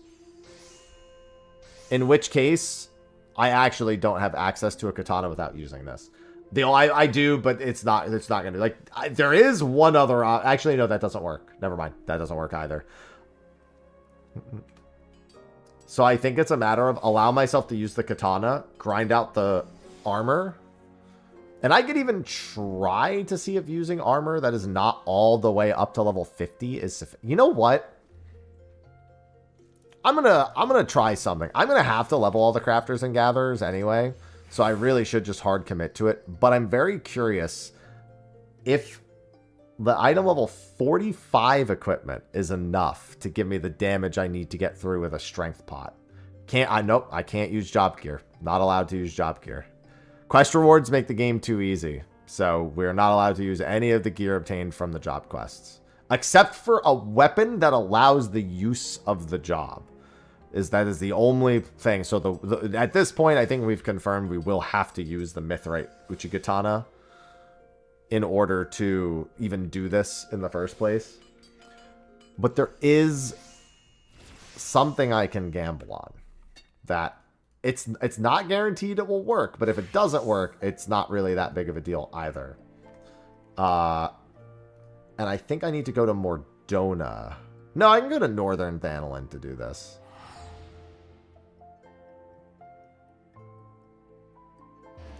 Might be better to do on Warrior, though, to be honest, because I actually have some gear for Warrior. Even if I don't have all the skills. Let me do this. Where is my Steel Bouge? So I accidentally deleted my fucking gear set for Warrior. Let me do that. Move set up. And we're good. Because I almost defeated the heart with what is effectively no gear.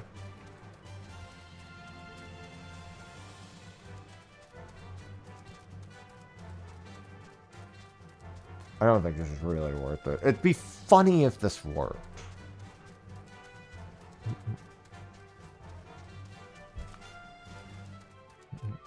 Because I feel like jumping up 45 item levels in 3 slots might actually be enough. What's going on, Keo? Thank you for the 113 months.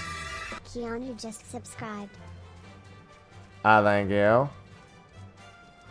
Hope you're having a good one. Actually, I just realized it doesn't matter what job I do this on. Warrior is safer, though. I have to at least do this first one correctly.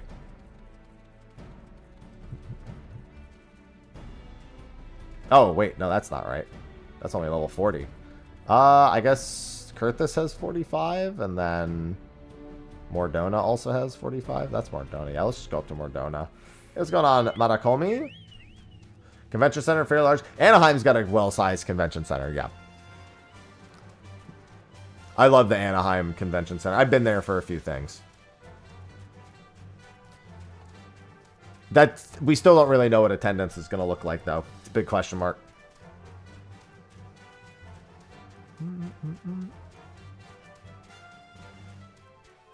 I'm sure we'll get more details on Friday.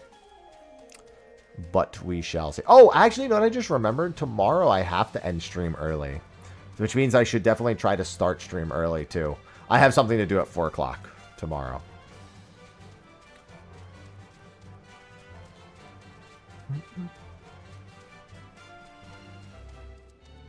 Yeah, we're going to head on up to Mordona real quick.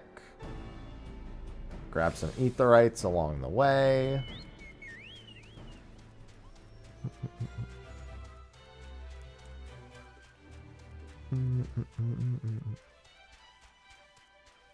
Dude, I'm just mining Stardust on the side over here in Ozfest. I thought it would be a pretty decent AFK activity, but I guess I should just check. Actually, I know exactly what to do to make it easier, to make it more AFK-able. I just need to always check for the Catherby Bank. Although I guess I suppose if that one doesn't have it, I do need a different location. I just hate finding the stars. Even with the site.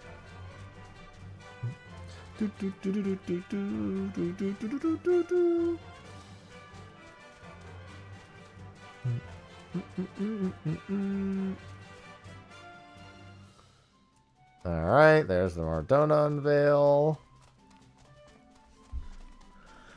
And now we go over here and do leaves at St. Coin XIV. So what I was thinking is, if I...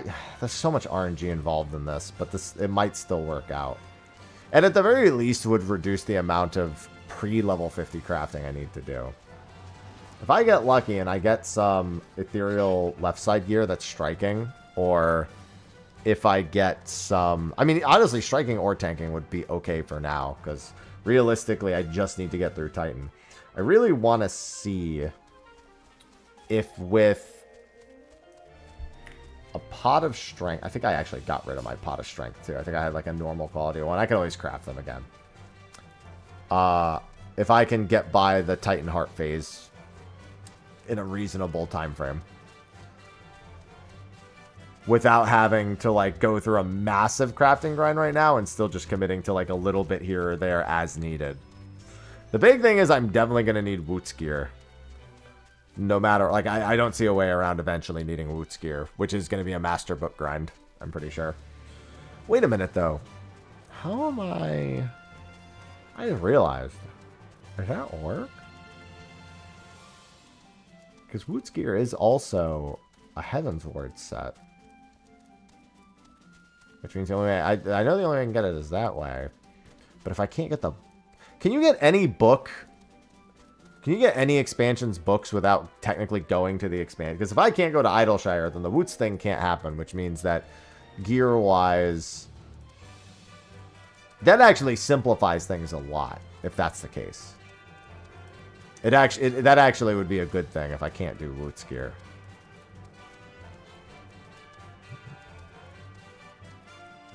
Yeah, Anaheim is where BlizzCon is held. I guess was probably what I should have defaulted to.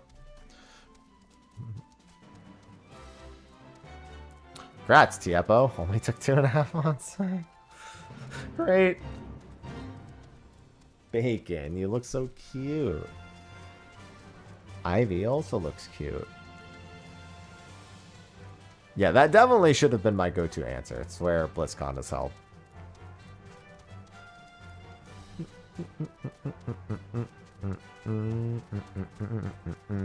Do.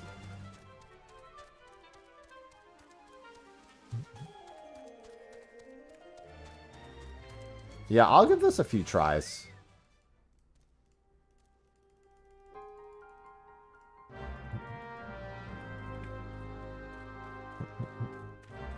Toad less taken. We don't care about that actual reward. We just need to complete one to unlock the leaves. Actually, though, can you... I could... No, actually, I technically don't. Little, thanks for the 135 months. Welcome back. No, I did not grab the more donut ether. I will, I promise. Subscribed. Welcome back, Little. I love resubs. And it's so many months. So many months. So now we just want to look for silver and bronze chests. There's the bronze chest, so we know we should be able to just abandon and redo. Yeah, because I could get high potions of strength from these as well. So we abandon, we retry, initiate, confirm, mount, look for chests. And we're going to do this a handful of times. We're just going to test our luck with this. We might be able to get some decent things from doing this. I had written off doing this for quite some time. And I'm now unwriting it off. I'm writing it back on, one might say.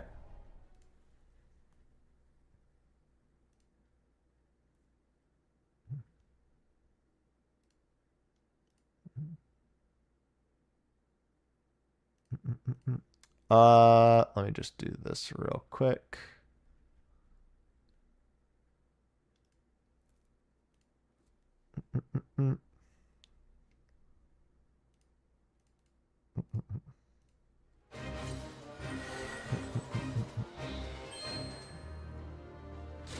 Oh, God. Spawned in just staring at me. Alright, so that's one of the reasons we're here. Ring bands of tides. I don't know what that means. All classes, intelligence gear. Okay. So we drop aggro, abandon, retry. So the hope is that we'll get some all classes gear with strength on it. That is the hope.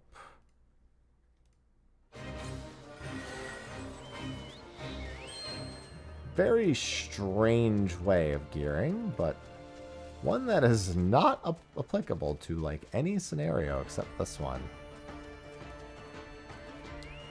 And it's not a very large area as well.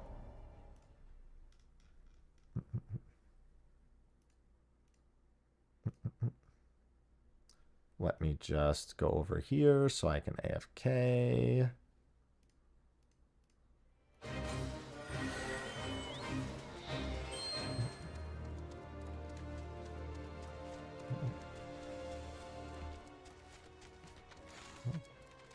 Leave me alone. Eventually, I'll get used to what it looks like when most of these are donezo. I've got quite a few tries. Come on, just like one extra. It's going to be legs or boots is going to be the problem. I think it'd just be funny if I got gear from this and then beat Titan normal.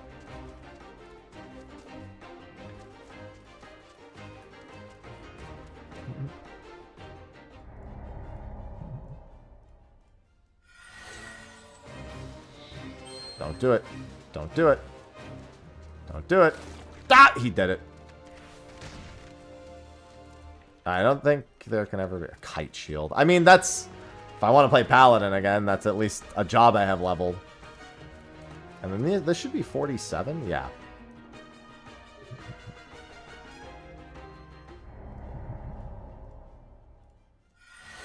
Any amount... Oh my god, here it comes again. Just get it out of the way.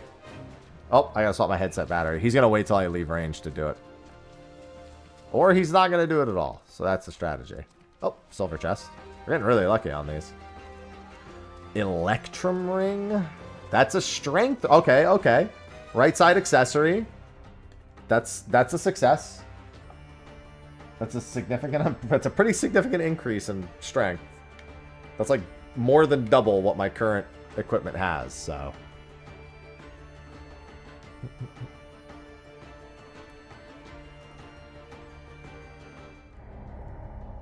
At the very least, this will save me from making that later.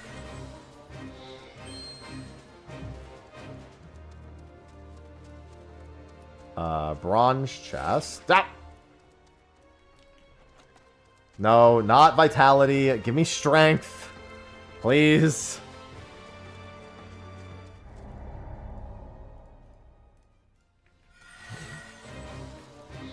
I'm actually getting lucky in chests in general. I remember when I first tried this on that other quest. When I was trying it at like level 20. I got like no chests. In like 10, I think I did 6 and I got like 1 silver chest and a bronze chest.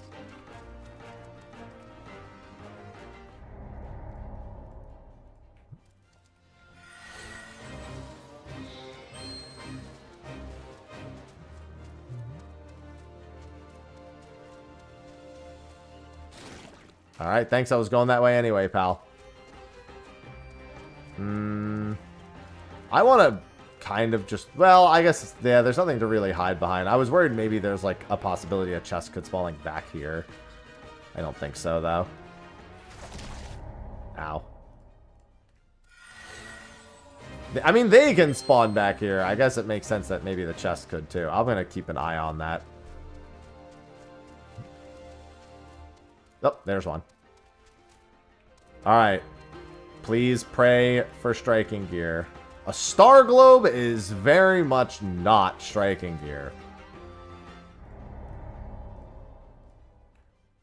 I'm going to blow your mind. I cannot wield the star globe on Samurai. This will also act as desynthesis for shards. Worth remembering that as well, I suppose.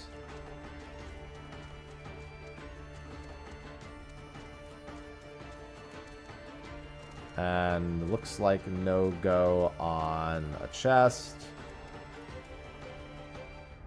Come on, game. Just give me, like,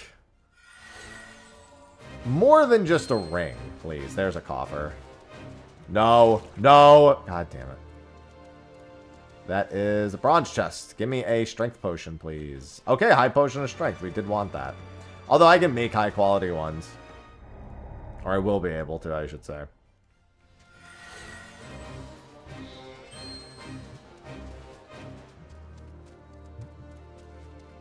At the very least, I will know whether or not that is sufficient.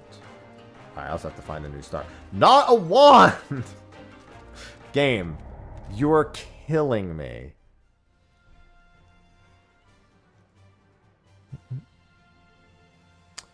Let me just do this real quick.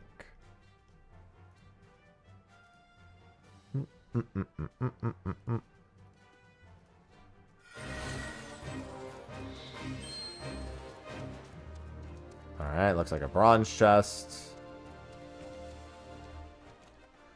I potion of mind.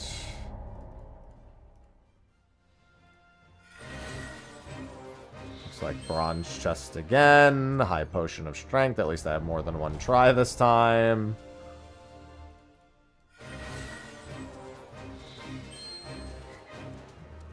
Please, please, please, please, please.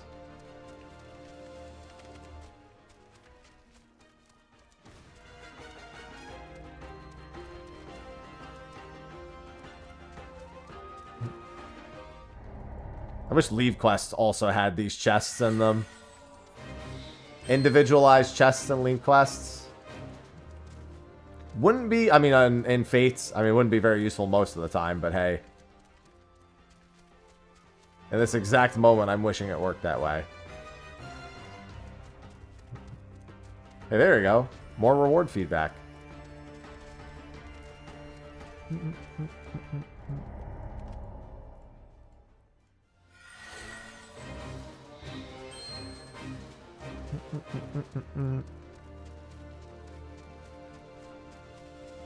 Oh, come on now. Don't go dry on the chests now, please.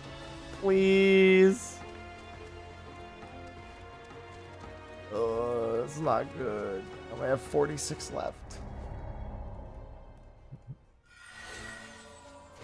I think we all know that at the end, I'm just going to have to go back to crafting. At the very least, some of the desynthesis here could get me some shards.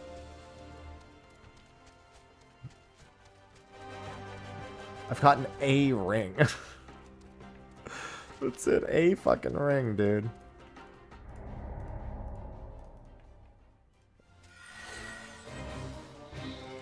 At least none of the chests appear to be in hidden spots. I just tested it now with literally my current gear on Unlock Samurai here.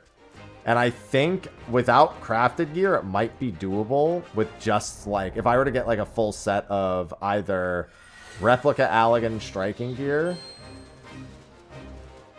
or even just the, I think that just this extra gear from this might be enough, but I would need like almost a full set is the problem. So the odds of me getting a full set of pink striking gear from fucking silver chests and Leave quests is not super likely. Yeah, potions would not be great.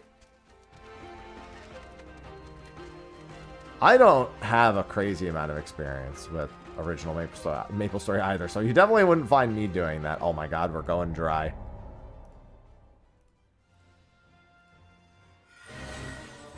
There's one. No, it's a bronze. There can't be one of each. There can only be a bronze or a silver, so as soon as I see one, I can drop it. Hello, warrior. Yeah, this is me trying to do things in an unorthodox way. High mithril flanchard. Well, I mean, that's tank boots. That's not useless, but it's not useful at the moment either. because we really want striking stuff. Like, I can use that now, and whatever. It'll be good for when I do the next dungeon to have. It just saves me a piece of crafting, which wouldn't have really been that hard anyway. There are no gold leaf chests. No.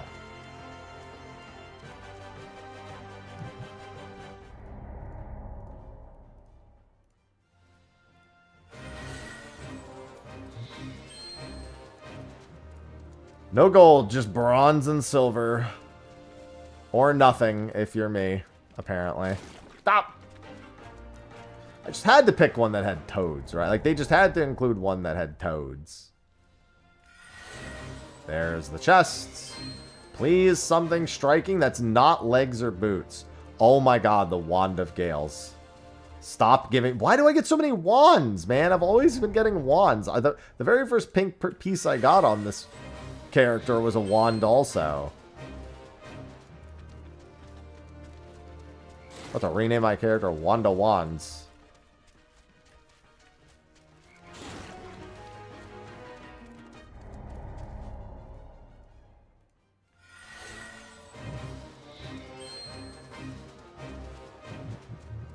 It looks like a bronze chest from here.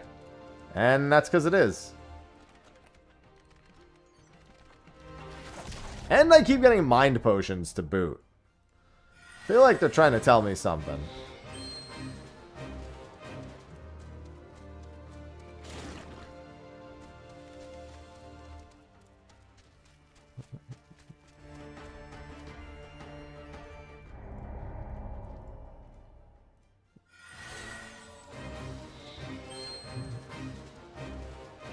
Yeah, I don't think this idea is going to yield more than that ring. I mean, I've got like a third of my leave quests left to check, but man. The amount of wands and caster gear and healing gear has been, it's been a lot.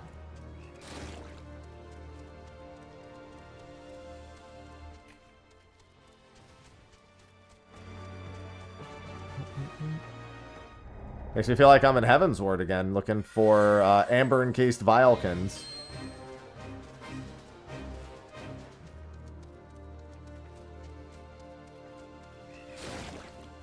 Bruh.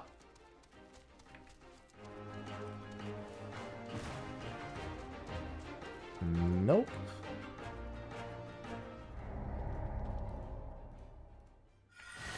Whoever's in charge of giving me these allowances and actually tracking them must be so confused at the moment. Oh my god. Where are all the silver chests?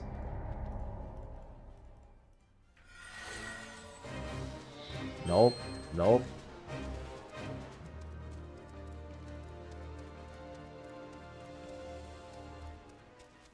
Where are they, my guys? They were getting so many at the start, and they've all gone away.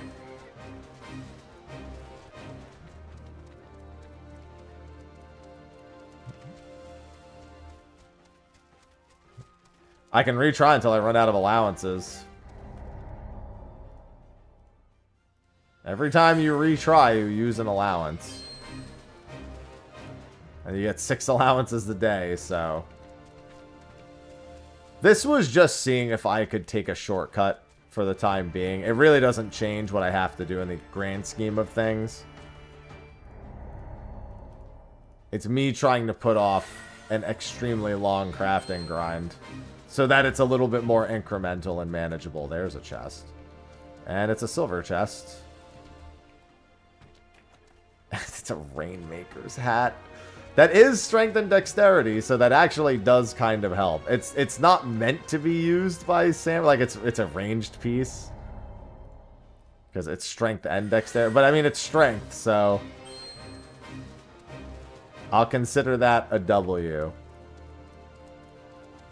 I did have an actual helmet that had strength on it already, so it's actually the worst of the pieces I didn't have, but the strength piece I had was like ultra low level.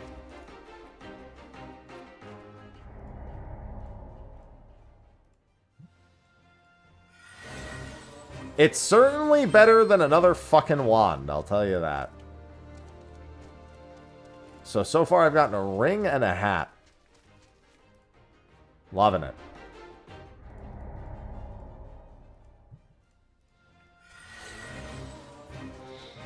I guess, and I did also get a tank piece. Bronze chest.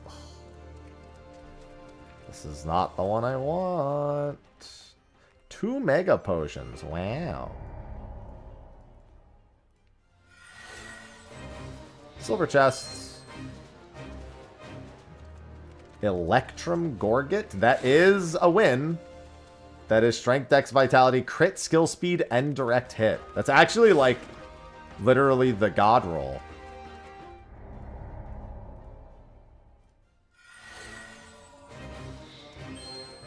The god roll neck piece.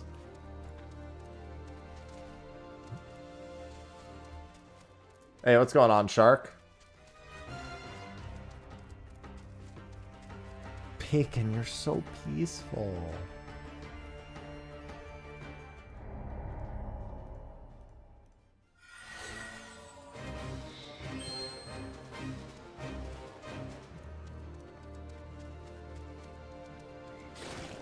Ah.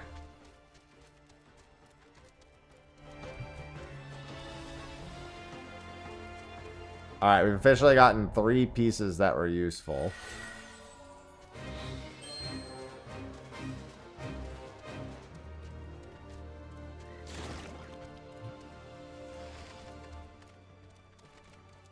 Let's bump that up to 4. Remember, we don't want legs or boots either.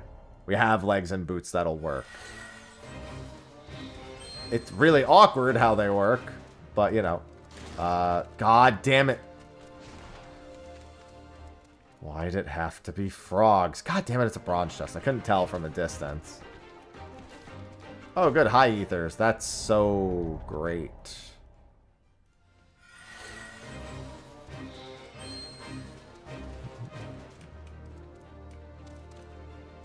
Oh, and looks like another bronze chest. Oh, SpongeBob. Why? Hey, silver chest. Felt bracelets. The fuck are those? Hey, I'll consider that a win. Same deal. Those are really like a ranged piece, but for the sake of this, it's an improvement over what I'm currently not wearing.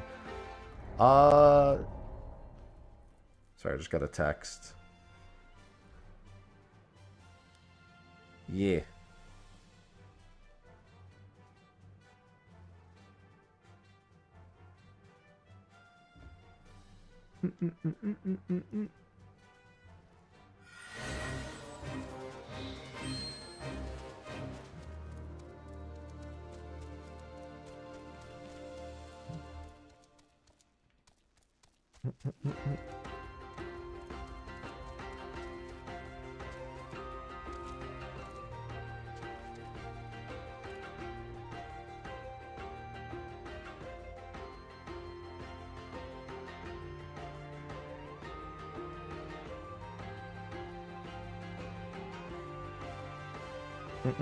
Sorry, I have a friend who was asking me. I'm learning how to drive. My friend asked me if I wanted to go to the gym today. And I was like, want me to drive? And he's like, how confident are you feeling?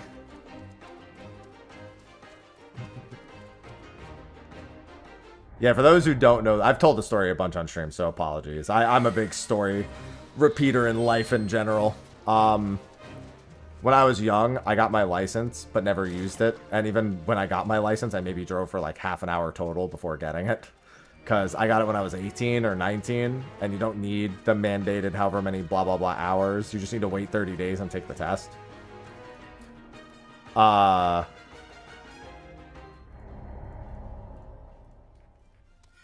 And I never used it after I got it.